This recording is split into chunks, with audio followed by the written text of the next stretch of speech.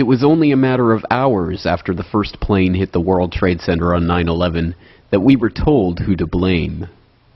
I hope we do not compound this tragedy by reaching out to make accusations before the FBI and the CIA inform us of what happened. That is exactly what happened, of course, after the Oklahoma City bombing. The highest degree of probability associated with this attack, which had remarkable coordination and logistical sophistication, would be Osama bin Laden's al-Qaeda group. In the studio. Oh, there we go. Ken is an international terrorism expert. Ken, good morning to you. Good afternoon to you, excuse me. How are you, Matt? I'm fine, thank you. When you hear the U.S. officials saying they are already looking in the direction of Osama bin Laden, do you think they're looking in the right place? I think so. Matt, I mean, the sophistication of this attack, the fact that it was elaborately planned. You know, senior U.S. intelligence officials, or one senior U.S. intelligence official, says now that the U.S. is 90% certain that bin Laden was responsible for today's attack. Would you concur with that conclusion? I think that's a very good possibility. You have to look at who has the organization and who has the capability to do something like this. And of course, bin Laden's al-Qaeda organization has to be right at the top of the list. Right now, suspicion focuses on Osama bin Laden, but first things first. The FBI is combing the wreckage for evidence, and all U.S. military bases and embassies are at the highest state of alert. Now, we are told from sources earlier today that senior administration officials told key members of Congress that they are, quote, certain, based on the evidence they have gathered so far, confident, I'm sorry, not certain, confident, based on the evidence gathered so far, that people and organizations associated with Osama bin Laden are responsible for this. But coming out of the National Security meeting tonight, I was told by a senior administration official they do not want to jump to conclusions here. The administration will say nothing publicly about that. This official saying, quote, we're going to take a little time to sort this out. So the president being briefed. Many of us in the Western world knew little or nothing about Osama bin Laden and his shadowy al-Qaeda terrorist network before watching the tragedy of September 11th, 2001 unfold in real time on our television screens.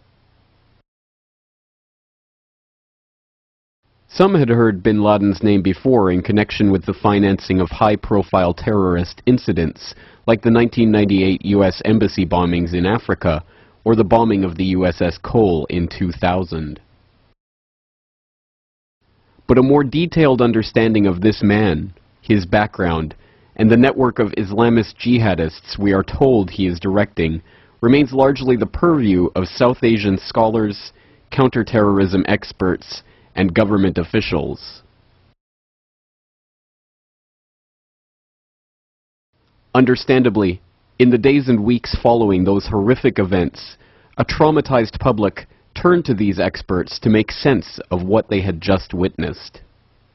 Very soon, a narrative began to emerge, one that seemed to explain what had happened and what it meant for the future of a world that, we were told, had changed forever.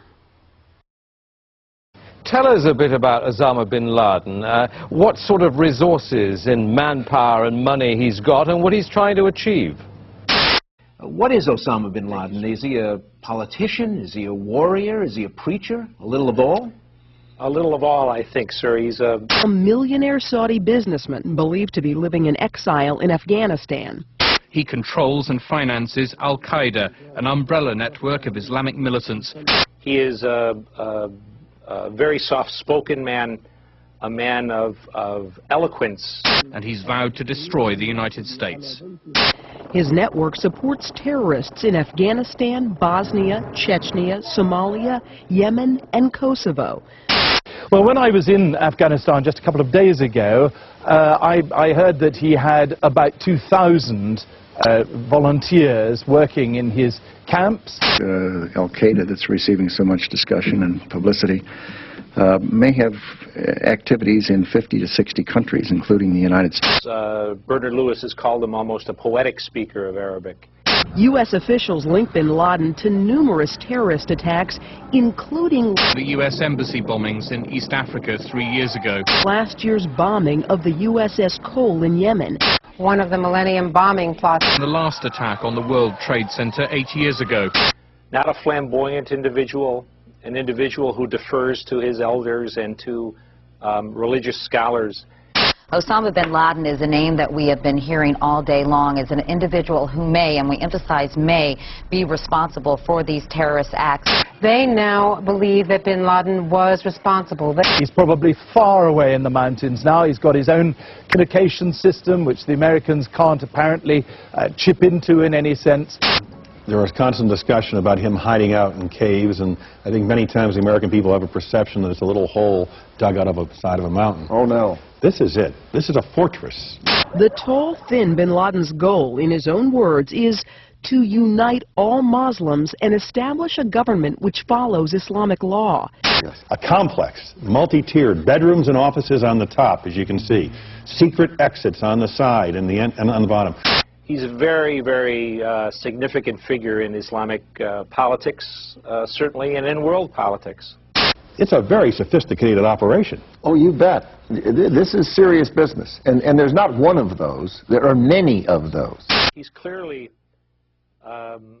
someone... What we must remember, though, is that this story, this understanding of our world, which was largely constructed for us in those first chaotic hours after the attacks, and which has remained largely unchanged to this day, only appears monolithic and unchallenged because it has been presented to us in a carefully constructed series of sound bites and interviews with official sources.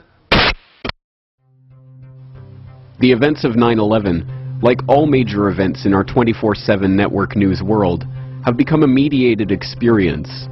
We have been told how to understand these events by the same editors, executives, and media moguls that so obviously failed in their duties in the run-up to the war in Iraq.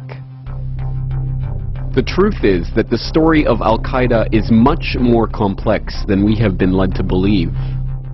That Osama bin Laden is at best the dupe of Western intelligence forces and likely their collaborator. That he may in fact have died shortly after 9/11. And that his all-pervasive al-Qaeda organization, with its alleged link to seemingly every terrorist incident in the world today, is in fact a media creation, a childlike simplification of a complex web of organizations led and populated by double agents and fictitious characters. The truth is that al-Qaeda, as we have been led to understand it, does not exist. This documentary is the story of those pieces of information that call into question and ultimately destroy the al-Qaeda myth. After all, for anyone who still believes that the government could tell no lie about a subject as important as this, we should remember that not even the Bush administration blames Osama bin Laden for the attacks of 9/11. So we've never made the case or argued the case that somehow Osama bin Laden was directly involved in 9/11. That evidence has never been forthcoming.